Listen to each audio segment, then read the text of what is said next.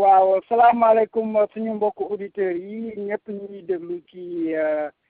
diaspora bi ak ci Sénégal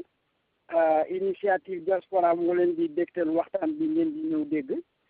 te ñu sumb ko ci semaine yi ñu wees tey nag ñaan fi ay gan yu war a ñëw waxtaan ak ñun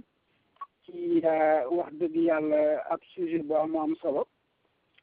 sujet bi nag dañ ko xaw a maanaam mandarga ci ñaari pàcc bu jiitu bi ci mbirum démocratie la démocratie boobu nag ñu ngi ci wax ci mbirum institution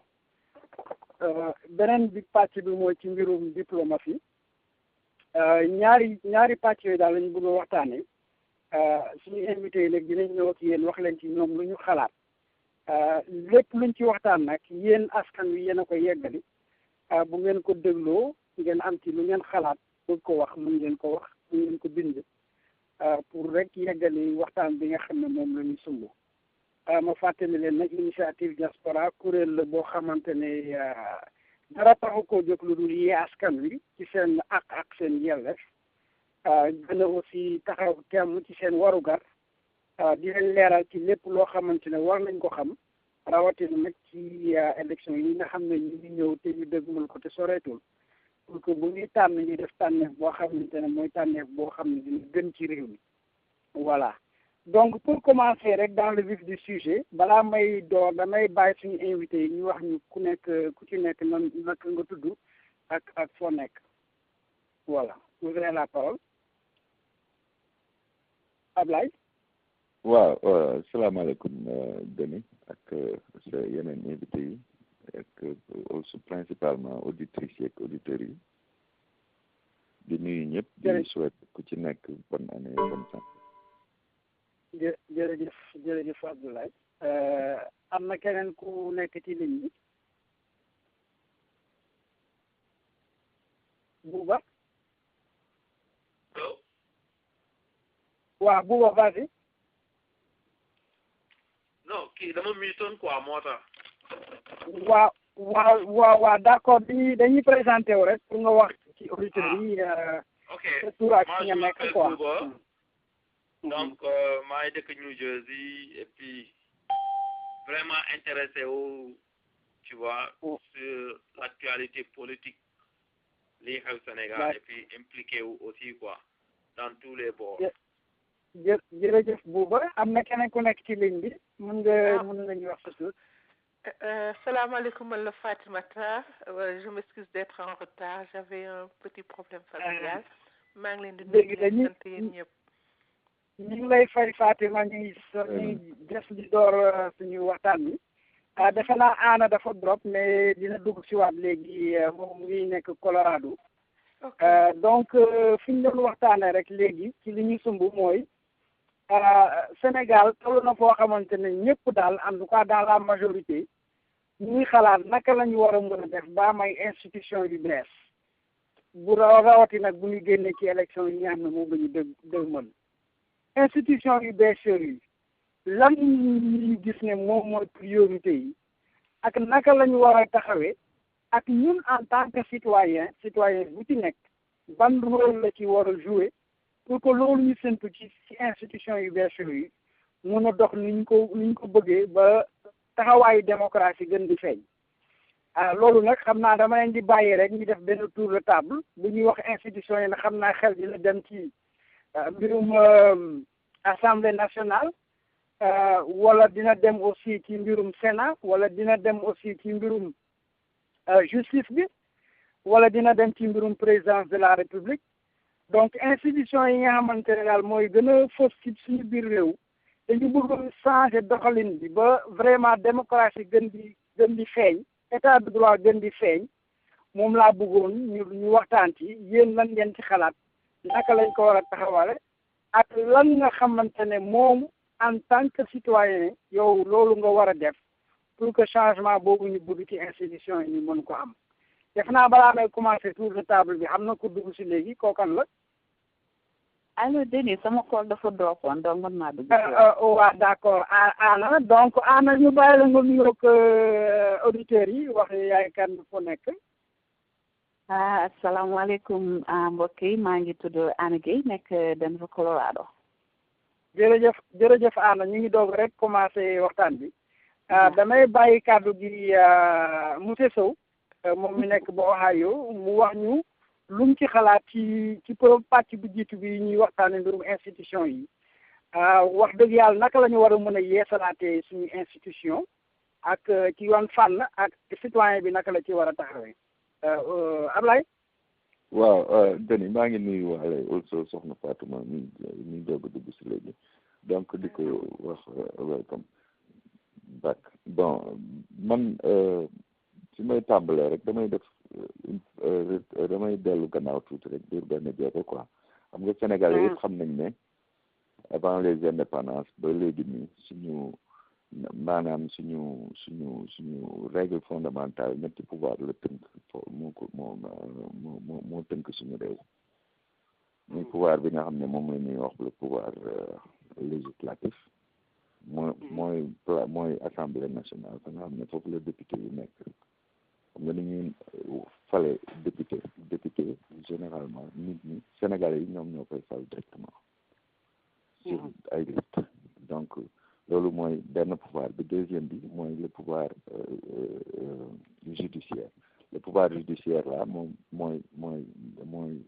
fa nga xam ne mooy yore lépp la nga xam ne mooy yoon mooy loi mooy règlement et cetera bi ko ñetteel mooy pouvoir exécutif bi muy président de la république ak son gouvernement mais donc institution yooyu daanaka mooy doxal suñu réew ba léegi mais boo xoolee en réalité ci diggante bi y a d'autres pouvoirs yu ci ajouté wu wala bokk yu fa nekkoon aussi mais joxuñu leen gëdd ba ñu leen waroon a jox man nga jël yeneen pouvoir yi te mën le pouvoir traditionnel xam nga le pouvoir religieux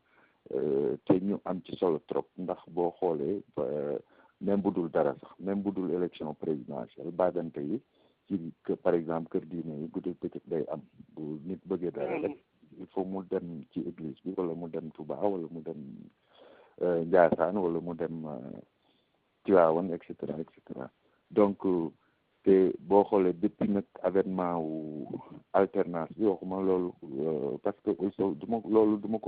ma ko crédité Ablaye Wade peuple bi moom moo ko indi Sénégal muy vraiment le pouvoir civil quoi dans une certaine mesure donc je pense que actuellement suñu institution yi dañu nekk sax en déphasage ak la réalité globale de notre pays donc mën naa yem foofu pour le moment. waaw jërëjëf Ablaye ñu jox kàddu gi Bouba yow loo xalaat ci suñu institution yi ak naka la ñu war a def vraiment ba changer leen te citoyen bi am fu mu war a taxawee aussi pour changement boobu mën a nekk Bouba. bon man lu ma ci xalaat d'abord mooy que affaire institution yi il faudrait que ñu xam d'abord lan mooy institution. parce que tant que xamuñu ko vraiment lan mooy institution aussi mënuñu ko fonk ak yan valeur la am yan importance la am je crois que foofu la ñu war a commencer parce que c'est vrai que beaucoup de gens parlent institution mais en fait ban valeur la institution am ci société et importance am aussi bon loolu c'est la première des choses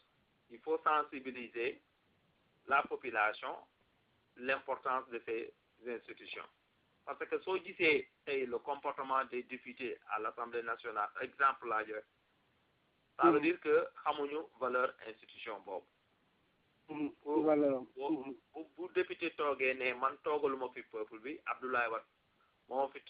laa fi toogal moom moo may jox suma sutura donc xamul valeur bi fi mu toog je pense que sensibilisation ci côté boobu dans toutes les langues xamal nit ñi que lii tu vois les institutions ñun ñoo ko bokk on doit les respecter on doit quand même savoir que c'est important de sauvegarder parce que am na dëkk yu bare booy laal ay institutions nit dina fi dee pour juste sauver l'institution tu vois protéger l'institution man je crois que foofu la ñu war a njëkk a commencer sensibiliser la population wan leen lan mooy importance institution ba pare nit ñi que xam ni aussi que institution yooyu si sont menacées que mu jaral leen lu nekk pour les protéger man pour l'instant loolu laa xalaat. jërëjëf booba sa xalaat bi rafet na dinañ ñëwaat ci développement yi nga wax tout à l'heure de même que monsieur Sow Fatima yow loo xalaat ci loolu ci suñu institution yi lan nga gis ne war nañ ci mën a changer et puis naka ci citoyen bi war a taxawee. man je rejoins lu Bouba ak monsieur Sow wax parce que je pense que quelque part dañu war a def benn audit de ces soi-disant institutions du Sénégal. Il va falloir que nit ñi toog bindaat wax assemblée nationale naka la war a fonctionner et comme mes frères viennent de le dire ñu expliquer ça aux gens dans toutes les langues parce que le malheur est que Sénégal léegi boo xoolee assemblée nationale nekk lu fi peuple bi assemblée nationale dafa nekk daf fi nekk pour nit ñoo xam ne ñoo leen di jox xaalis donc quelque part il y a un problème d'intégrité il y a à la base qui se pose il y a un problème de corruption intellectuelle bu ci rax à côté de ça nous avons dañuy calquer sur les modèles français des sénateurs est-ce qu'on en a besoin autant de députés parce que donc il faudrait qu'on revoie tout ça et en plus qu'est-ce que le ministère de la justice fait c'est le premier à fermer les yeux parce que si on voit ce qui se passe au Sénégal en parlant des impôts tey maa ngi xool CNN mu am ñetti xale yu góor pakistanais il y a dafa am benn crise de carburant très très grave au Pakistan et dafa am ay troubles léegi xale yu góor yi daal di ne comment est-ce que ñetti xale yu góor yi daal di ne pour que dëkk bi dox il faut que gaa ñi nekk ci institution yi assemblée sénat gouvernement bi ak yenn kii religieux ñu commencé fay ay taxes fay ndox fay courant faire électricité donc quelque part c'est comme si dafa am benn complicité entre les gouvernements et certaines institutions nga xam ne ñoom xaalis bi yëpp ak lépp seen boor la féete donc il va falloir daal que ñu defaat audit lan la fi gaañi def depuis 40 ans 50 ans il faudra daal ñu tasaat yëpp xool ak recommencer à zéro. jërëjëf Fatima defe naa li ngeen war développé am na solo mais bëgg naa ñu gën ko xóotal tuuti parce que bu ñuy wax sànq bi may déglu monsieur Sow am na lu mu wax ci mbirum pouvoir religieux ak pouvoir traditionnel ndax mun nañoo wax ne pouvoir yooyu dañu nekk ay gàllankoor pour ñu mun a doxal ñun suñu institution nu mu war a doxe wala nit yi nga xamante ne ñoom la ñuy sas ñu nekk ci institution yi wala am benn neutralité wala am benn intégrité ñooñu ñoo amul loolu wala dañu war a def ay institution yoo xamante ne dafa war a dëppoo ak suñu tradition naka la ñu war a mën a méngale loolu ak réalité adduna bi ñu nekk léegi parce que dañuy li ñuy wax ne adduna bi léegi village planétaire la donc mënuñu def suñu yëfu bopp kese te duñu sóoraale aussi lii xew bitim réew naka ngeen gisee loolu pouvoir religieux ak pouvoir traditionnel ndax obstacle la pour ñun ñu mën a am suñu institution yu dëgër wala ñun ñoo war a woon a forger waat suñu bopp waaw loolu mooy laaj bi monsieur Sow. waaw bon ci loolu man dama yaakaar ne par exemple lu mel ni assises yi xam nga assises yi comme ni ko soxna Fatoumata waxee bon il faut ñu def audit je pense que assises yi def nañ audit bu yaatu bu profond peut-être que mën nañ ko gën a spécifier gën ko xóotal mais assises yi daanaka wër na ndomb lu bari foofu xam nga waaw donc mën nañ déjà am nañ foofu quelques matériaux mais en plus mën nañ also bon comme ni mu ko waxee état des lieux yooyu de manière participative ñu delloowaat xalaat yi delloowaat waaw xam nga gëstu boobu population bi pour ñu gën ko paraphrer pour ñu gën ko actualiser plutôt parce que données yi ñuy wax les des pouvoirs religieux ak le pouvoir traditionnel ak yeneen sax il faut also yooyu ñu identifier leen jox leen seen cër jox leen nopp jox leen kàddu jox leen ay loxo ay moyens daal pour ñu mën a exprimer wu loolu lépp ñu jël ko en considération jël ko en charge bu boobaa yaakaar naa ne buñ ci génnee dinañ am ay solution yi nga xam ne solution yu réaliste lay doon yu pratique lay doon fekk Sénégalais yëpp daanaka ànd ci. waaw jërëjëf monsieur Sow waa Bouba yow lan nga xalaat est-ce que pouvoir religieux ak pouvoir traditionnel dañ leen war a jox seen cër dëgg la mais naka la ñu war a mën a def ba du ñu gàllankoor démocratie ci institution yi ñu bëgg a taxawal ñun te yow am nga ci expérience ndax bokkoon nga ci assises yi je crois que assises nationales yi def na waxtaan bu yaatu ci kaw lan mooy suñuy problème waaye defe naa bu ñu nee audit aussi dañuy xalaat sanction parce que dinañ gis ne ñi nga xam ne defuñu woon li war am na lu ñu leen war a sanctionné ba keneen du defaat lu ni mel je crois que audit bi foofu lañ ko war a gën a xóotal mais boobu man fi ma lay laaj mooy ndax pouvoir religieux ak pouvoir traditionnel boobu mën na gàllankoor suñu démocratie wala dañ ci war a am adaptation bu ñu mën a def pour que démocratie bi ñu bëgg a taxawal ci institution yu yees méngoo ak li nga xam ne mu ngi am aussi bitim réew booba. Ok, je pense que d'abord, il faut définir d'abord clairement ku nekk rôlam. Pouvoir religieux, mënuñu ko fa dàq. Pouvoir traditionnel, mënuñu ko fa dàq. Mais il faudrait que ñu définir rôle yi. Lan mooy seen rôle ak fan la yem par rapport à institution yi, par rapport à la société. C'est-à-dire que lépp ñun dañuy yàgg di dund ci affaire yu nëbbu affaire yu clair même soo gisee ce qui se passe actuellement lu ko créé mooy dara leeru si dañu maslaa ba ëpp duñu wax ji xam nga fooy séntu nit ki boo koy séntu si kii bi nu mu tudd à l'est mu fëlee au nord boo koy xalaat au nord mu fëlee au sud donc en fait dara leeru si suñu affaire je crois qu'avec l'expérience maintenant il faudrait définir les rôles. Il faudrait que les sociétés traditionnelles xam seen limite fan la et sociétés religieuses yi aussi ñu définir ko ba xam ne ni que ñoom aussi xam nañu seen rôle fan la yem. ban kii la ñu war a jouer ban rôle la ñu war a jouer par rapport à institutions yi par rapport à la société qu'ils représentent et par rapport aussi à la nation. Parce que tant que loolu leerul, on va continuer à vivre dans la confusion. C'est-à-dire ku nekk mun na yaakaar ni il est permis de faire ou bien xam nga jël ay décisions à la place des autres de la société. Man, je suis pour la définition claire de chaque rôle, de chaque groupe de société. Ku nekk xam lan moo la war ak fan nga mën a yem. Par exemple, je donne un exemple rek. Je ne dis pas que par exemple kuy dem jël alelu réew mi xam nga lu ma ba fouiller dara dem laqatu ci gannaaw un marabout.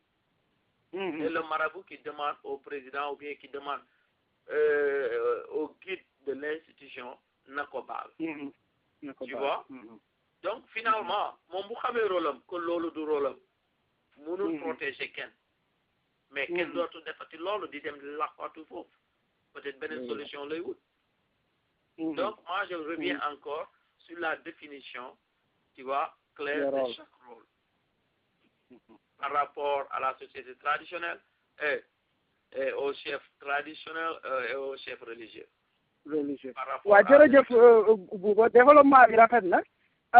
Fatima comme yow da nga nekk ku màcc ci mbirum njàng aussi ak njàngale bëggoon naa nga wax ñu parce que Bouba am na fi lu mu fi wax lu am solo te am na fu ko Sow complété aussi ci kaw ñu wasaare li nga xam ne assises yi liggéey nañ ko ba nit ñi gën ko xam mais Bouba dafa doon wax sànq ne député yi seen bopp sax dañu leen war a jàngal ñoom maanaam li tax ñu fal leen ñu nekk foofu lan la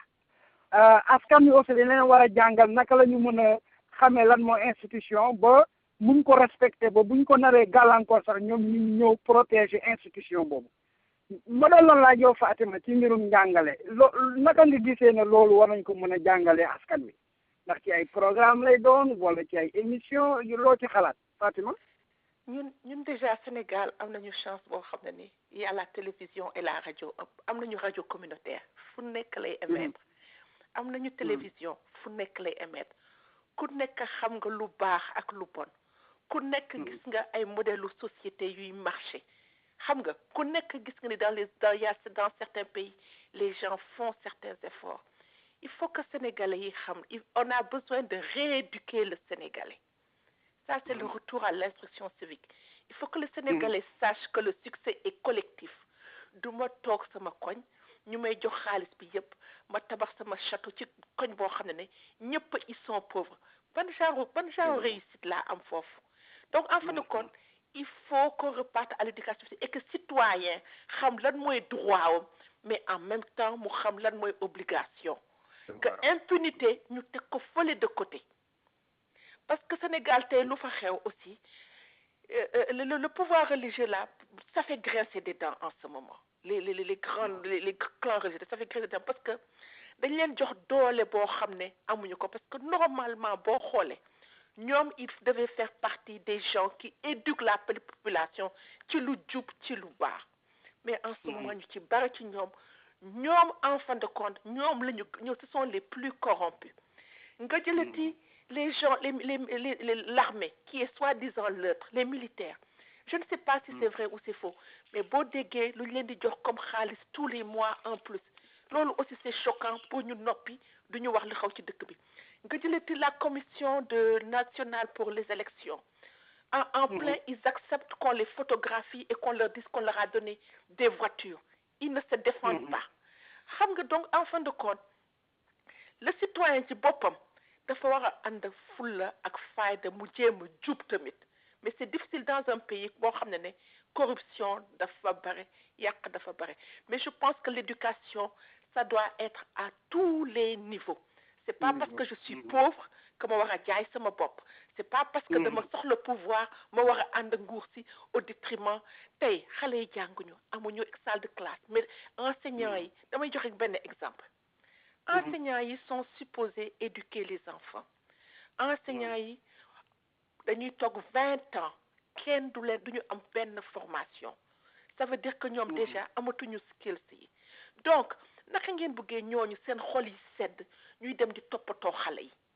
dans le meilleur des mondes bu nekkoon am nañu tuuti ci lu ñu bëgg ci la ñuy gën a toppatoo xale yi ba nga xam ne bu ñu xeexalee xale yi ñu am quelque chose en retour mais le ministre de l'éducation nationale ay politiciens ñëpp ñoo fa nekk ñëpp ay politiciens lañu te ñëpp seen bopp la ñu gis donc je pense que quelque part le citoyen où qu'il soit doit savoir que le succès est collectif succès individuel day tax suñu institutions yi gën a faible day tax corruption bi gën a bare te entre nous les députés vraiment entre nous ñoom ñoo ñu gën a wustoo ñoom moom en fin de compte xam nañu xaalis am na fii moom la ñu soxla du ñu liggéey lu ñu def dañuy dem ñu fay leen comment un député peut être mieux payé qu'un enseignant ou un médecin c'est choquant donc il y a un problème d'injustice dans notre pays totale injustice dëgg la dégg nañ la Fatima sa développement am na solo lool xam naa nag dañuy jàll ci pàcc bi ci topp parce que débat bi c'est très intéressant sur les institutions mais ni ñu jàpp rek ne buuba am na la ci bëggoon dolli waaw vas-y Bouba. Je vais joindre la sœur là, li ma wax. Dëgg la, vas-y. Voilà, en ce qui concerne rééducation, moi je pense aussi il faut intégrer l'intégralité. Bon, parce que damay joxe rek exemple, par exemple les juges là, qu'on donne des voitures, qu'on donne 5 millions, et qui n'arrivent même pas à renoncer, def benn acte civique ne man dolli nañ ma 5 millions sur suma salaire mais maa ngi koy jël jox ko hôpital ou nangam ou bien maa ngi koy jox des citoyens yu ay étudiants yu nekk Mbour amuñu seen bourse et leur bourse totale bi yëpp c'était 3 millions xaw ma aux environs de 2500 3 millions jël naa suma salaire boobu jox ko ñooñu renoncer quand même pour montrer même faire un acte civique te ñoom ñooñu gën a jàng droit ñooñu gën a xam affaire u yelleef affaire obligation devoir mais ñoom si seen bopp ils le font pas, ils renoncent pas luñ leen jox rek ñu jël dugal seen poche ñu ngi nangu ay terrain si ay jàmbur di leen ko jox ñu koy jël donc vraiment je crois que y a comme la sœur l'a dit il y a un gros travail qu'il faut faire mais nag mënuñu ko def si génération yi mais mën nañu commencer si xale yi éducation civique boobu mën nañu ko commencer si xale yi pour wan leen ni que alal yu mel noonu da nga ko war a bañ ñàkk war laa tax naan petit xam nga voilà loolu laa bëggoon dolli quoi. waaw jërëjëf Bouba loolu nga ci dolli am na solo li ma ci dolli waa rek ci loolu mooy que ne defe naa loolu concerné ne autant les politiciens que ñi nga tudd léegi ñu nekk ci magistrature parce que dañ ci gis politicien boo xam ne xëy na yàlla am na lu mu ko wërsëgalee mu mun a dimbali waa goxam mais du ko def day bàyyi ba élection jot mu doog a génnee ay piis lu muy jëndalee ñu koy supporter wala et cetera alors que ñooñu ba ñu nekkee ci tolof mbaa ci mbënd faalewu leen donc loolu aussi ça les concerne fi ma bëggoon ñu ñëw nag xëy na fa la ñuy jeexalee waxtaan bi mooy notre diplomatie tey Sénégal naka lañ koy gisee bitim réew loolu nag dañ koy analyser ci ñaari fànn bi ci jiitu mooy maanaam nos diplomates ñi nga xamante ne Sénégal gouvernement moo leen yónni ñu dem ci yeneen i réew pour taxawal foofu immigré ya fa nekk beneen wàll bi ñu koy seetee mooy ñun en tant que immigré ndax ñu ngi wone maanaam mandargawu Sénégal ci suñuy jëfin ak ci suñuy waxin ak ci fi nga xamante ne daal foofu la ñuy yëngu suñuy liggéey ak suñuy dëkkuwaay récemment gis ngeen ne ci médias yi donc immigré yi ñu commencé di rey pour des causes de racisme wala ki yeneen ak leneen xëy na Sénégalais bi ñuy rey xëy na toujours ne fait pas ce qu'il devrait faire on en parlera mais bëgg nañ daal xool ci ñaari fànn yi lan loo ngeen gis ne war nañ ko changer tey pour que image yu Sénégal gën a rafet dañ doon wax bu njëkk temps indépendance sénégalais bi bon dañ ko nawoon parce que dañu nekkoon ci institution internationale yi et cetera tour de table monsieur Sow yow loo xalaat ci loolu. La réponse daal pour man elle est assez simple quoi dama yaakaar ne bu ñu amoon une bonne gouvernance au Sénégal rek dinañ am une bonne diplomatie. parce que ça va ensemble. donc waaw gàllankoor yooyu yi madame si doon wax ak Bouba ak yow ak soxna Anna je pense que yooyu yëpp mooy reflété wu rek à travers notre système de gouvernance ak notre diplomatie. waaw donc pour yow daal mal gouvernance bi moo andi loolu yëpp. facteur bu ci déterminant la. am na yeneen facteur mais boobu moo ci pour man moo ci ëpp doole mooy c'est le facteur prédominant quoi ci kii boobu la ci problème yooyu parce que boo xoolee et même loolu dafa répercuté ci aspect yu bari ci volet yu bari dans notre champ social politique éducationnel comme ni ko madame si doon waxe xam nga donc nit ki totalité la te éducation dafa am solo éducation bi yemul rek ci école yemul rek ci daara c'est dans la rue donc il faut imaginer un système qui prenne en compte tous ces facteurs-là toutes ces contradictions xam nga pour mën a indi vraiment la bonne réponse plurielle à tous ces manquements mais loolu amu fa comme ni ko madame si waxee malheureusement ce qu'on a privilégié, c'est la réussite individuelle. Et même de ce point de vue, moi je suis d'accord parce que l'éducation, c'est nitel nit ki la daal éducation dafay attaquer vraiment toutes les dimensions nit ki donc ay aptitude am lay jël ay di renforcer ay capacités nitel ko ci fànn yi ne ci xel mi ci ngëm gi ci doxin wi ci wax wi et cetera donc de ce point de vue dañ ci bari lacune comme ni mu ko waxee bon malheureusement boo xoolee y a une répétition une récurrence de syndicalistes de politiciens et cetera ñi nga xam ne ñoom dañu privilégier c'est plutôt rek nax askan wi waaw pour leur réussite strictement individuelle boo xoolee aussi au niveau de la diplomatie étrangère looloo fi am te looloo fi am tu vois des gens vraiment da nga naan sax comment le Sénégal peut déléguer des personnes comme ça ñu leen di représenter à l'étranger ci diaspora bi ak feneen da ngay te boo xoolee à côté il y a des milliers de Sénégalais surtout de jeunes femmes de jeunes hommes ya nga xam ne vraiment dignement mën nañu représenter le Sénégal donc c'est vraiment dommage yooyu di répercuter wu et puis ñu instaurer ko comme un système quoi de gouvernance mu saboter lépp quoi mu saboter lépp vraiment tous les systèmes de valeurs muy éducation muy religion muy politique muy syndicalisme muy tradition et cetera yëpp au plan national comme international te looloo tax sax ba gis nga Sénégal par exemple avant même les indépendances parce que loolu aussi c'est important même bu ñu wax les associations ont existé bien avant même les indépendances waaw donc c'est cette responsabilité citoyenne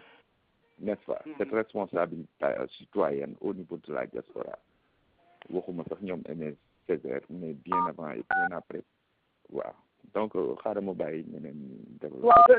jërëjëf monsieur Sow ñu ngi dalal Baba Diaw mi nekk ci ligne bi aussi Bouba yow lan nga xalaat ci loolu est-ce que mbirum politique la li tax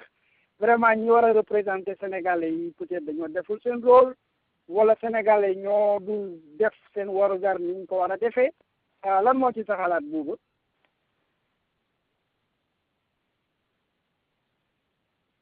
defe naa Bouba dafa war a muté téléphone am.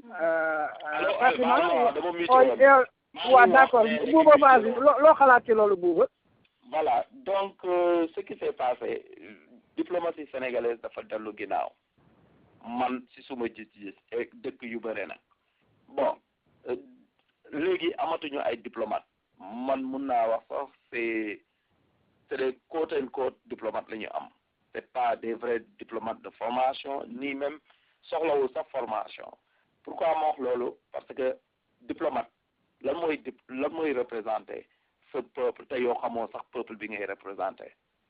yow l'ambassadeur ñoom pour ñoom boo waxee rek ñi jàng France ne ambassadeur daal loolu du rôlam lii du rôlam mais prends le cas des Américains les Américains les ambassadeurs américains invitent leurs compatriotes partout là où ils sont di créer benn kii de rapprochement di wax ak ñoom di laaj est-ce que am nañu concern ou bien ay inquiétude ci benn pays ou affaire yi si occasion rencontre yooyu si la ñu mën a wax seen soxla wax seen concern seen inquiétude mais par rapport ak ñun est-ce que man mënuma la ambassadeur au Sénégal nii la mel weex na ou xonq na waxuma la nga wër 52 États yëpp mais quand même il y a des genres de forums il y a des genres de rencontres que ñu mën a organiser moi j'ai vu quelqu'un qui a essayé de le faire le représentant de la mission diplomatique su amee fii ay kii mais il essaie de se rapprocher de certains Sénégalais pour les inviter ñoo Nations Unies ñi xamante ñi kiyante waxtaan et tout ça bon moi je pense que aussi les Sénégalais boo gisee aussi duñu dem mais moi je prends mon exemple je ne dis pas c'est partout c'est comme ça da ngay jël exemple consulat bi tu viens là-bas c'est comme que si il faut les courtiser pour ñu déglu la lan mooy sa soxla tu vois alors il y a même pas un système d'accueil un système de kii da ngay laaj kenn mu ou bien da ngay ñëw pour sa soxla sax ils te font attendre le gars il prend tout son temps mu ngi seetaan télé mu ngi seetaan internet ba xelam fàttale ko ci yow mu soog la wax ak yow ou bien dem wax seet ki ngay seet xam nga loolu yëpp ci diplomatie la bokk parce que consulat bi ci diplomatie bi la bokk ambassade bi même chose ambassade Sénégal bu Washington is worse tu vois pour man ils ne nous représentent pas ba pare ñun Sénégalais aussi on va pas vers eux parce que on sait bureau boobu de quoi il s'agit xam nga boo fa amee soxla exceptionnellement amoo feneen foo dem di ngay dem foofu man je te donne mon cas légaliser ay papiers pour légaliser des papiers je fais des va-et-vient 2 jours te ni nga ko légaliser date bu mu fa def c'est des dates qui ne concordent même pas. c'est ça. Bon vraiment pour man overall suñu diplomatie dafa dellu ginnaaw. donc lu ñu war a seetaat la institution la tam. tu vois lu ñu war a seetaat la comme ni ko monsieur Sow waxee yaakaar nga ne ci mbirum bonne gouvernance la bokk tamit. waaw mais bien sûr. Bien sûr, parce que tu ne peux pas avoir une bonne gouvernance si tu n'as pas la bonne représentation. Parce que combien de fois que ñun fii am lenn lu dal kii est-ce que ambassadeur ou bien qui est concerné? Non. En dernière minute, si les médias en parlent, ñu xam ne ni que léegi kii ñu commencé di jóg di dox. Mais il y a peu de consuls, peu d'ambassadeurs qui est concerné par la vie de tous les jours des Sénégalais. kooku gis nañ ko fi ba tey man personnellement j'ai intervenu plusieurs fois ci ay cas au niveau du consul au niveau de l'ambassade mais amuñu ci itte noonu te mais les Américains sañuñu ko parce que ku ci nekk ci ambassade bi am na rôle ba ngay jouer te boo contacter le concerné mais daf ciy taxaw man je te donne un autre exemple man au Japon à Tokyo, l'ambassadeur des États-Unis, pour rencontrer les Américains musulmans, alors, s'ils venaient à la mosquée tous les vendredis, du julli, mais su paree julli, muy waxtaan ak Américains yi foofu julliti. Tu vois, parce que julliti dañ bëgguñu woon approcher l'ambassade, mais julliti le fait que ñoom ils sont pas xam nga rek jullit ak Américain affaire Afghanistan bi fa la commencé woon, mais ñoom dafa daan ñëw ci mosquée bi pour rencontrer les musulmans américains pour ne leen que ñu ngi fii boo leen amee soxla ñu ngi fii parce que pour wane ni que ñoom xeexuñu l'islam mais ils sont là pour tous les Américains. C'est ça. jërëjëf Bouba sa développement rafet na Fatima yow lan nga xalaat ci mbir mi. ok man premièrement ma première question mooy bu ñuy ubbi ambassade quelque part est-ce qu'on fait une étude? Est-ce qu'on a besoin de cette ambassade? Est-ce qu'il y a assez de Sénégalais dans ce truc? Qu'est-ce que cette ambassade amène? Est-ce que ambassade bi dafa war a nekk rek toog après ubbi le pays ubbi le Sénégalais aux soi-disant investisseurs étrangers bu ñu ñëwee ils nous inondent de leurs produits, nous on ne fait que consommer et quelque part c'est le paysan qui perd, c'est l'entrepreneuriat sénégalais qui perd. Ça c'est un premier point. Deuxièmement, gaa ñi xam ngeen ne beaucoup d'ambassades dans le monde dañuy xooslu dañ leen di dañuy toog ay mois ak mois duñu fay seen loyer loolu tamit c'est pas normal xaalis bi ñoo ngi koy pasare bi ci dëkk bi alors que depuis qu'on est aux États-Unis l'ambassade du Sénégal ici à Washington dañ koy louer. Est-ce que ça a un sens avec tout cet argent qu'on dépense au Sénégal? Est-ce que c'est pas encore une forme de corruption cachée? mënoon na jënd ambassade bi ñu moom ko mu jeex. Là c'est la deuxième chose. Troisième chose, les services des ambassades c'est tristement archaïque. Loolu man ça me choque parce que boo demee Sénégal les gens sont très savants en technologie nga dem di defarloo ay carte d'identité ngeen di ran waa ji di manipuler di juum comme disent les frères. Ce n'est pas normal et en plus quand tu pars tu as l'impression que ils te rendent service. Service clientèle, c'est rien. Ils ne nous traitent pas comme des clients. Et ils devraient nous traiter pour des clients parce qu'on paie pour un service. Ce n'est pas gratuit. Quatrièmement, la façon qu'on traite les Sénégalais à l'extérieur. Il faut voir aussi. Première chose, nous les Sénégalais, certains d'entre nous sont très indisciplinés. Il faut nous reconnaître. Laissez aller bu ñu am Sénégal boo ñëwee ci benn dëkk mu am loi. benn dëkk fi nanguwul ay nit di jaay ci ay mbedd ku dul xam nga ko amul këyit Sénégalais yi dañuy jaay à la sauvette ba pare ils se retrouvent dans des situations très très très difficiles. xam ngeen boobu aussi nous avons beaucoup d'indiscipline. Mais il y a un autre fait aussi. Le Sénégalais qui vient à l'extérieur, les ambassades mënuñu leen toppatoo parce que tout simplement au Sénégal c'est la diaspora et les Sénégalais ñoom ñoo am yërmande di dundal peuple bi du état bi ça l'arrange que les Sénégalais sortent. Ça les arrange. C'est pas pour rien qu'on nous laisse sortir, qu'on nous donne des visas, qu'on va un peu partout. Parce qu'ils savent que le Sénégalais à l'extérieur va ramener de l'argent dans le pays et ça les arrange pour ne rien faire. Léegi ñun le citoyen sénégalais aussi bien de la diaspora que fële ñun ñoo war a toog ñu ne lii la ñu bëgg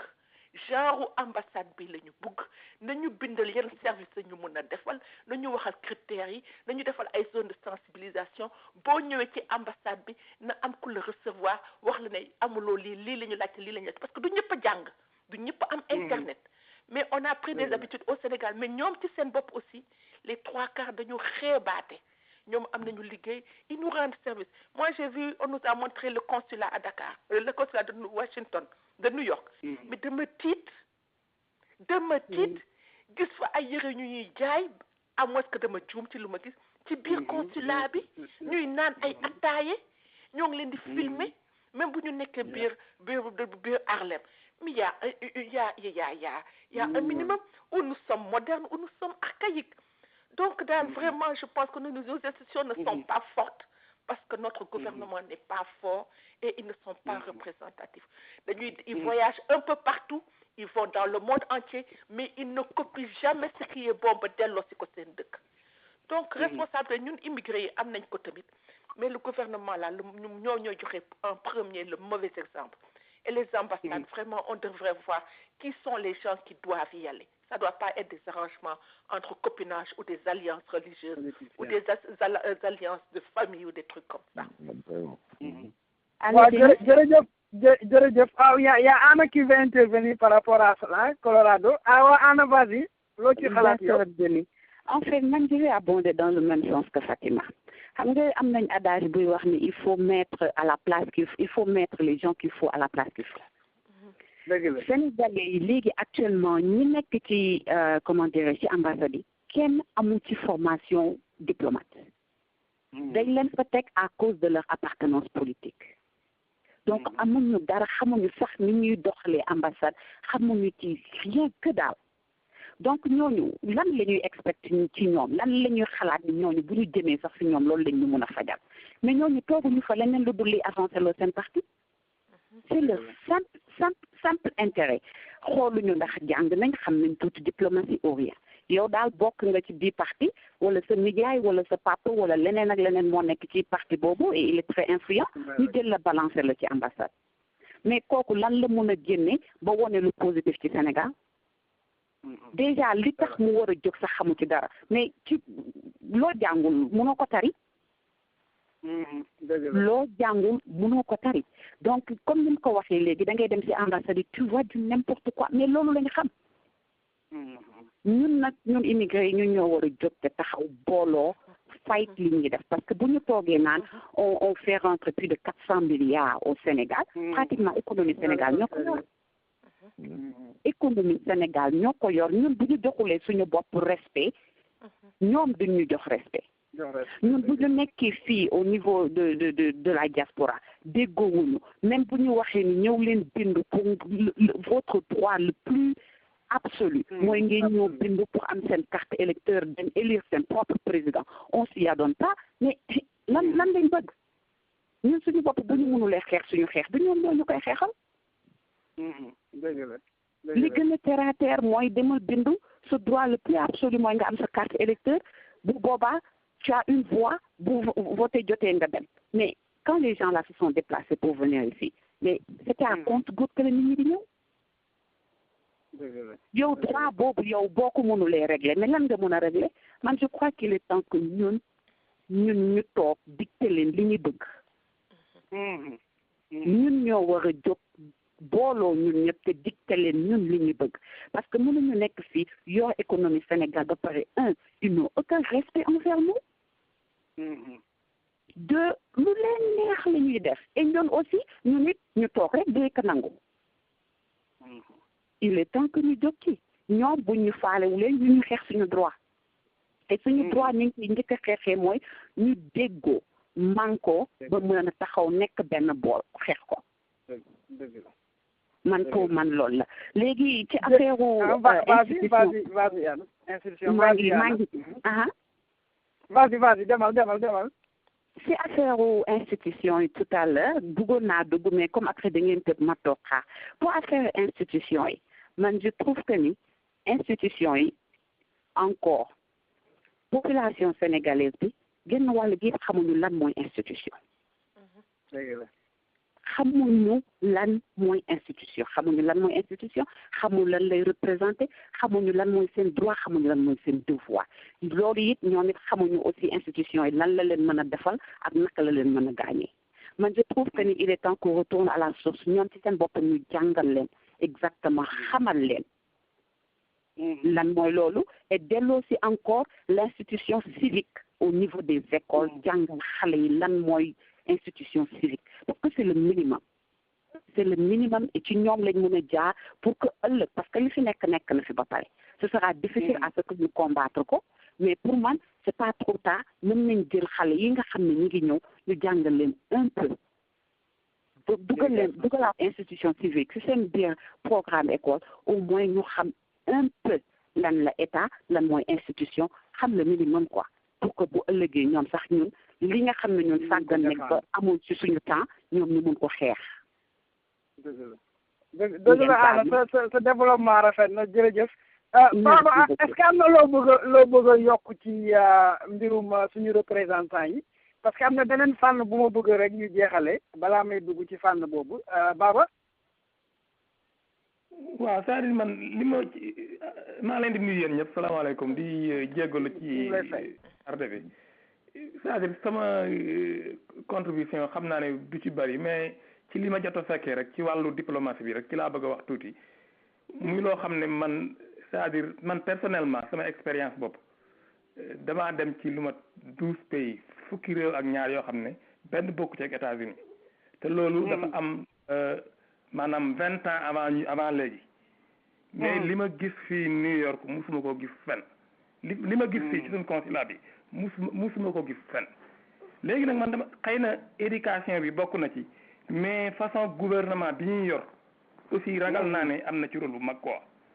waaw muy loo xam ne ñun comme ay immigré pour ñu jouer ci rôle xëy na ay contact lay doon ay wax ak ay bind mais suñu gouvernement yi rek ñooñu ci mën a dimbale di fi teg ñoo xam ne yelloon nañu ko xam nañu ko mën nañu ko mais nekkul ne ay relation moo tax ñu fiy teg ay doomu aadama quoi te dafa ci am ñoo xam ne dañuy yaradiku yaakaar nañ ne boo ñëwee dañ lay xeeb yaakaar nañ ne ñoo la ëpp xam-xam ñoo la ëpp alal ñoo la ëpp daraja te duñ xam sax yow yaay kan musulta am kenn mus ko gis maa leen di jégalu yéen ñëpp leen di nuyu. waaw jërëjëf Baba li nga wax rafet na fi ma bëggoon ñu daanale nag mooy bu ñuy wax gis-gis le visage du Sénégalais à l'étranger yemul rek ci diplomatie bi waaye aussi dellu na ci ñun en tant que émigré bon bëggoon naa aussi ñu waxtaan ci loolu parce que aussi ñu ci bari fii dañ fi nekk am fi ay njaboot am seeni doom ñu nekk fii màgg fi di fi jàng l'école ñeneen ñi xëy na peut-être yor ñu fi njaboot mais ñun lan ngeen gis ne tey ñu ngi koy wone ci le prototype de sénégalais te nekkul loo xamante ne war nañ ko wone parce que sénégalais bi aussi bu nekk à l'étranger dafa mel ni ambassadeur la moom en tant que tel ndaxte ku ko gis mu def dara bu ko laajtee kii fu mu dëkk day naan kon sénégalais xëy na ñoom mel nii wala sénégalais nii lay doxee donc bëggoon naa ñu wax ci loolu rapidement rek pour jeexal waxtaan bi ndaxte peut-être sénégalais yi juddu fii di fi màggee ndax ñun ñu ngi leen di culture bi ñu leen war a jox pour que ñu mën a nekk koo xamante ne xëy na nekk typiquement culture bi nga xam ne moom foofu la màggee wala dina am ñaar yëpp wala ndax naka la ñu war a taxawee daal ba le sénégalais comportement am muy ki mag kee ku ndaw kee ku jigéen kee ku ko gis rek mën a roy ci moom dara au lieu que ngay ne le sénégalais là il est comme ça lan ngeen xalaat ci loolu lan mooy seen gis-gis monsieur Sow. waaw yow question allo. oui monsieur Sow. waaw dama foogoon ne dafa drop ma ne question bi tam question ci nga daaneel dafa yaatu de waaye nag xam nga. bon comme li ñu doon wax sànq rek bon surtout dañ koy résumer rek en termes de comportement. dëgg la. waaw comme ñun ñëpp ay nit lañu. te Sénégal aussi c'est un espace de diversité culturelle. waaw d'inclusion aussi. am na ay njaago am na ay Haalpulaar ay Balante ay Wolof ay Haalpulaar ay séeréer et cetera waaw donc mais les valeurs ya nga xam ne nit ñëpp ñoo muy par exemple muy respect xam nga muy foi muy le respect de l'autre rek xam nga yooyu je crois que c'est bien partagé dans le monde donc loolu buñ ko jëlee ci suñuy éducation suñu canaux éducation yooyu muy traditionnel muy école muy daara yeeg yooyu ñu jël ci benn un comportement standard fu ñu dem normalement war nañ fa mën a nekk ci jàmm ak salaam mais bu ñu bëggee jël ne bon ñun ay sénégalais lañu ay Haalpulaar lañu nii la ñu mel moom la ñu bëgg a wone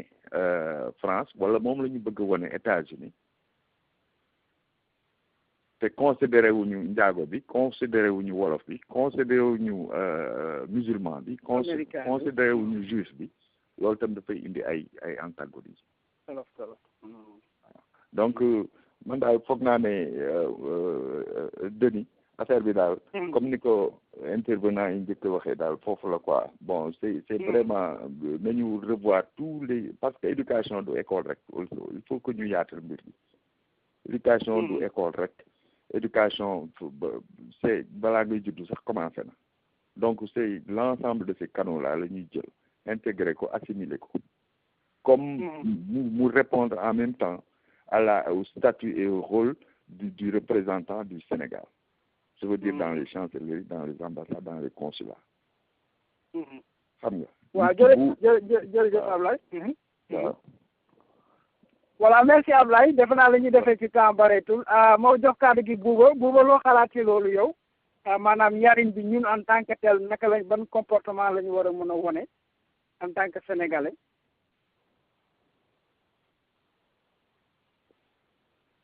defe naa Bouba dégguñu ma jox kàddu gi Fatima yow loo xalaat ci loolu mais Denis baal ma dama mute waaw yaa ngi dégg waaw d'accord ñu bàyyi Bouba mu dem Bouba vas-y bon brièvement man li ma siy wax mooy ju bëri quoi man du ma bëgg a wax ni que muy ñun en tant que sénégalais ou bien nos enfants dañu war a xalaat valeur bi ñu war a nekk ci nit ki quoi parce que dëkk bi muy ñëw fii aussi du lépp bon du lépp baax fu ñu jógee aussi du lépp baax du lépp bon dañuy jël li ci baax yëpp yokk ko ci ñun ba pare jëm koo transférer ci suñuy doom suñuy rakk suñuy neveu parce que dëkk bi tentation yi bëri na trop foo bi bëri na trop lu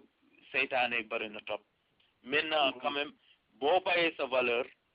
loo xam ne ni que c'est des valeurs à toi nga bëgg a topp leneen da ngay sànku rek mais surtout man xale yi li ma mën a wax mooy que il faudrait quand même créer un truc de rapprochement entre nos enfants et les valeurs que nous avons acquis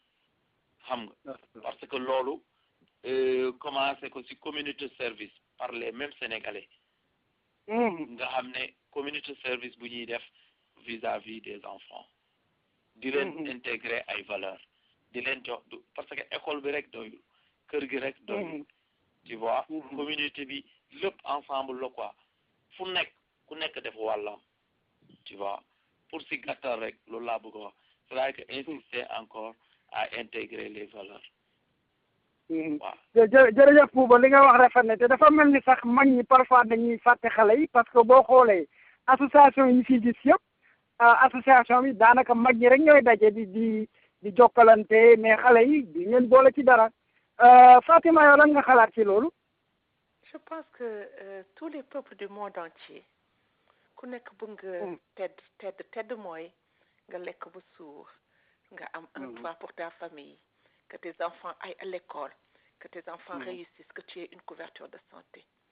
donc tout ça là quelque part aussi tu as un effort à faire ku nekk tu dois sortir de toi-même et faire l'effort extra ici aux États-Unis les États-Unis se sont fait en partie aussi à cause du volontariat mais c'est très rare nga gis les familles africaines parce que l'état qu'il y a chez nous les Sénégalais moo nekk dans tout c'est très rare nga gis les familles africaines dem du volontaire ce sont les gens c'est comme je prends seulement regarde au Sénégal ce sont les non-profit organisations du dehors qui viennent sauver le monde rural. Et on sait comment ils les sauvent. Ils ont un budget de $100 000. Les $90 000 vont vers eux pour ñoom seen propre confort ONG yi. Après $10 000 yi la ñuy jox communauté africaine sénégalaise bi bu ñu ñëwee fi bind ci ay rapport daal di ne ils deviennent des experts. C'est que quelque part en nous, on ne veut pas faire l'effort qu'il faut faire pour s'élever. Aux États-Unis, nous sommes les Sénégalais qui font Paris, mais c'est les tares du Sénégal qu'on a amené ici. Il y a quelques jours, on m'a parlé d'une femme qui devait monter, une femme sénégalaise pour voir dem second job, mais dafa dajale xaalis pour jox ko xawma Fatou Guewel pour Fatou Guewel woy ko. Kooku doomam yi. Est-ce que xale yi ñoo ngi dem bibliothèque? Est-ce que xale yaa ngi mi ngi xool xale yi ñoo ngi imprégné wu ci lu baax ci États-Unis? Ou est-ce que xale yi dañu toog rek di branché wu ci 2STV ak yooyu di ñaan ñi nekk Sénégal? Parce que il faut aussi, si tu veux changer, il faut faire un effort et c'est douloureux. Donc ñun à notre niveau, si c'est vraiment sincère en chacun d'entre nous de changer, de faire mieux, da nga war a def effort. Autre chose. Léegi xam ngeen ne Sénégal fii yar fi xale moo gën a yomb kay xale Sénégal loolu xam ngeen ko. Sénégal société bi dafa éclaté gis ngeen habillement yi dégg naa striptease am na fu nekk fii dañuy solo Sénégal dans la rue doo ko gis fii ci biir mbedd man gisuma ko Washington même en été. Donc quelque part élever un enfant aux États-Unis est moins problématique que le faire à Dakar. Donc il y a quelque chose en nous. Est-ce que c'est parce que dañu ñëw fii dañu naagu parce que on a un peu d'argent, on a un peu de dollars, on a la carte de crédit, mun nañu leb oto mun nañu. Je pense que on a beaucoup de choses à faire à notre niveau. Et comme a dit la sœur, nous ne sommes pas solidaires, nous ne nous supportons pas. Nous ne faisons que nous critiquer. Comment veut-on changer? C'est pour ça aujourd'hui qu'on a des problèmes avec tous les candidats qu'on a. Dañuy moo tax ñu am fukki candidat ñaar parce que mënuñu def critiquer dafa yomb si ñun. Duñu encourager, duñu dem en fond. Ñun daal na superficiel rek ñu passé. Ñu superficiel bu passé. Je donne un exemple pour finir. Beaucoup de femmes sénégalaises font le commerce à Dakar. Mais da ngay dégg ñu wax la benn femme ne la man de xewatuma léegi kii commencé commerce bi moo xew ñun dañuy shifter ñun dañu gaaw a shifter. Il faut que vraiment qu'on s'assoie et pour la nouvelle génération là, surtout la génération qui a la chance d'étudier et qui est aux États-Unis xale yi nekk fii dañu war a jàng dañu war a jël les meilleures conditions te dañu war a xam luy activisme ñooñu ak ñi nekk Dakar ñu jàngal ñu nekk Dakar ñi xale yi nañ leen sauver mag ñi ñoom jeexal nañu. jërëjëf Fatima sa développement rafet na ñu jox kàddu gi Anna après Baba ñu wax ñu ñoom luñ ci xalaat ak njaboot gi ni ñu war a taxawee ba vraiment sénégalais bi daal nekk un exemplaire ci fu mu nekk Anna.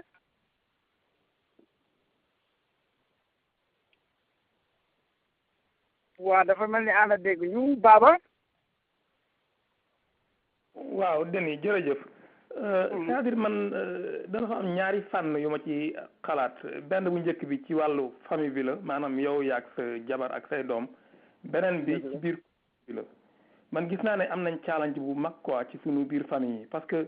rarement ngay dem ci benn famille fekk famille bi yëpp bokk même gëm-gëm bi gëm ne community service mooy li gën ci ñoom ñu defal ko seen bopp defal ko seen réew defal ko seen xeet. En général boo demee ci famille da ngay fekk kenn rek moo ko fay gëm wala ñaar su ko defee challenge lay doon daal muy loo xam ne toujours ni ñu koy waxtaane nii mën nañ koy yokk di ko waxtaane su ko defee famille yi di ko waxtaane ci seen biir famille yi comme ni ko Bouba doon waxee nga xam ne dañ leen ci encouragé di leen di yóbbu ci réunion yi di leen di yóbbu ci community service yi lépp lu ñuy def ñu fa yóbbu suñu doom yi ak suñu njaboot yi su ko defee ñoom ñu mën ko gëm daal bon deuxième bi mooy fànnu wàllu biir communauté yi maanaam ñi nga xam ne ñoom la ñuy déglu biir Sénégal par exemple mooy par exemple mën naa nekk kilifa diine yi mën na nekk kilifa yi nga xam ne ay kilifa aada lañu ñi nga xam ne nit ñi ñu ngi leen di déglu ñooñu aussi am na kaddu yu waroon a jóge ko ci ñoom pour di jéem a sensibiliser nit ñi di leen di encourager ci community service waaw mais gis naa ne loolu bariwul daal parce que rarement ngay dégg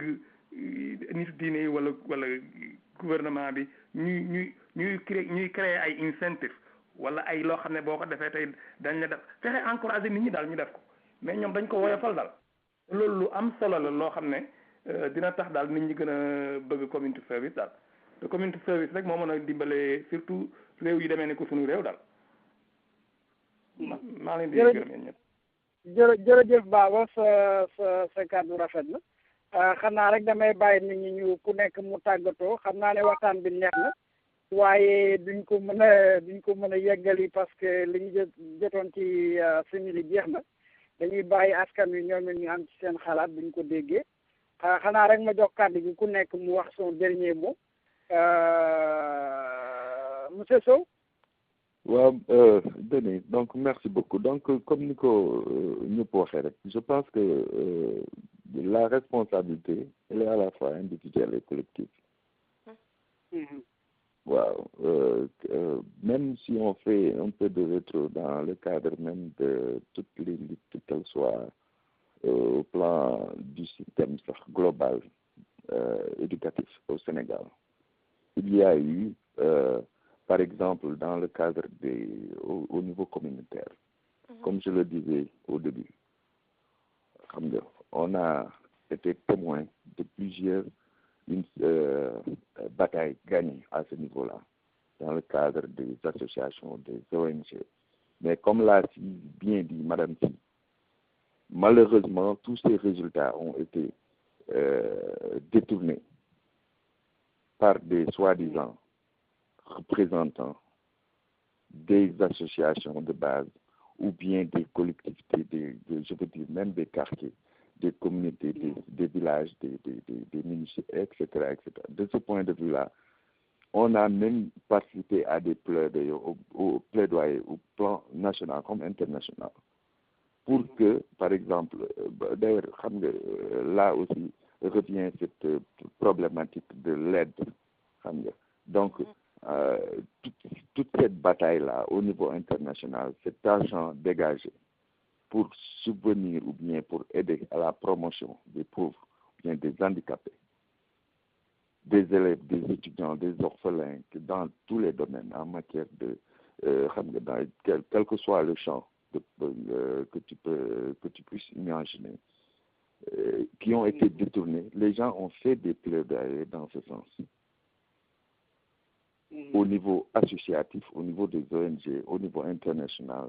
de sorte que la communauté internationale a changé de sa façon de gérer, de coopérer, si tu veux, avec les États. De sorte qu'ils ont dit que dorénavant, tout appui ira directement aux bénéficiaires. Donc, les questions fondamentales nous posées au début de l'émission. Donc, vraiment, moi, je partage et je vous encourage qu'au niveau individuel, les gens se renforcent, les gens se fassent confiance, surtout la jeunesse, qu'elle prenne les devants et qu'elle agisse. Merci beaucoup. Donc, jërëjëf monsieur Sow sa xalaat rafet na sa contribution rafet na ñu bàyyi kàddu gi Bouba looy tàggoo auditeurs yi. man li ma bëggoon rek mooy que waxtaan bi am na solo trop donc il faut pas que ñu sous-estimer ko ou bien ñu kiyoo ko bañ ko jox cëram quoi. Moi je pense que dans l'avenir il faut vraiment continuer à développer, à sensibiliser et puis gën a yaatal géew bi quoi. waaw fu mu nécessaire rek fu mbooloo am rek ñu jëm a andi waxtaan boobu pour sensibiliser parce que aussi du fii rek même ba Sénégal ou Afrique mais doomu sénégalais yi ñu ngi fu nekk ci àdduna bi sénégalais yi ñu ngi fu nekk. Moi je pense que l'esprit de liberté, de démocratie, aussi d'intégration ci la bokk. Donc l'esprit d'intégration ci la bokk, l'esprit de sensibilisation pour won ñi que vraiment community service parce que doo xaar keneen muy ñëw comme la sœur l'a dit. Combien de gens ñooy dem dans nos villages là Peace Corps jëlal mun nga leen lim Enda Thiermon tous ces gens là lan lañ fay def te des fois tu trouves que des étudiants yu jógee États-Unis fii man sama bopp ànd naa fi ay étudiants au Sénégal ils ont quoi, ils n'ont pas d'expérience ñi nekk université they have more to challenge ñooñu gën a xam ñooñu gën a jàng gën ñu kii mais kenn orienté wul ci affaire community service ne nañu dem ci dëkk bi nekk fële sensibiliser les femmes là nañ la ñuy yoree doom nan la ñuy yoree xale nan la ñuy kii te pourtant bu dem ba université mun nga def loolu parce qu'il y a tellement de choses loo xam ne les étudiants on peut leur sensibiliser on peut leur kii ci affaire community service de telle sorte que ñu bëri sax duñu leen soxla comme l'a dit la sœur là et puis c'est ces mêmes gens là qui reviennent ici pour dire qu'ils sont experts et ils font des recommandations au gouvernement qui sont là-bas. Je crois que loolu dañ ko war a bàyyi et puis commencer dem ci beneen niveau on est au 21e siècle tey jii amatul frontière avec la technologie c'est la globalisation c'est-à-dire que li mu mën a def tey fii un autre Sénégalais mën na ko def Sénégal mën na ko def Casamance Gambie fu nekk tu vois man loolu laa bëggoon tëjee quoi.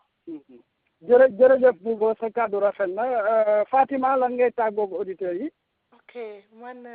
je pense que nous, chacun d'entre nous a une mission sur Terre. Donc, que je m'occupe de mon mari et de mon fils, ça, je n'ai aucun espoir pour ça. Ce sont mes obligations de ma kawaradef. Je ne dois même pas être décorée pour ça.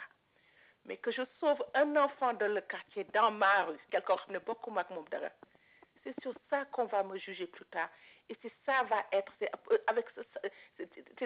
je voudrais qu'on se souvienne de moi dans ce sens-là que j'ai sauvé Khaleb Romney, beaucoup moins qu'elle. Donc je pense que ce qu'on devrait faire, et la discussion on l'a commencé, c'est on doit se battre pour que le prochain gouvernement qui sera là, je ne sais pas si ça va s'appeler le ministère du Community Service ou le ministre des communautés locales ou du développement communautaire. Nous devons avoir un forum pour ça, pour pouvoir revitaliser nos rues, nos quartiers. Et chacun d'entre nous pourra toog fii woo sa yaay ni ko yaay man daal dama dugg ci koñ bi nga jël xale yu dul def dara ñu commencé fortaatu salte bi ñu xool fan lañ koy naka lañ koy toxale le truc communautaire ñëpp ñoo ci war a def mais ñun à notre niveau ñun mi nga xam ne on peut parler sur les radios ñun mi nga xam ne war nañu bind ñun ñoo war a jëf on doit se mettre tous ensemble et avoir un forum de ça parce que le community service ça englobe en fin de compte tout. Ça englobe tout. C'est à nous de voir. Le travail, c'est pas maintenant, c'est après les élections. Après les élections, tous ces gens que nous tous,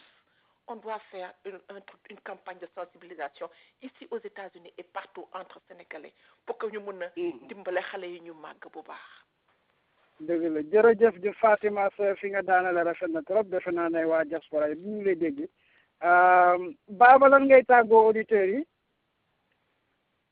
waaw man daal li ma ciy tàggoo daal ñetti baat la mooy community service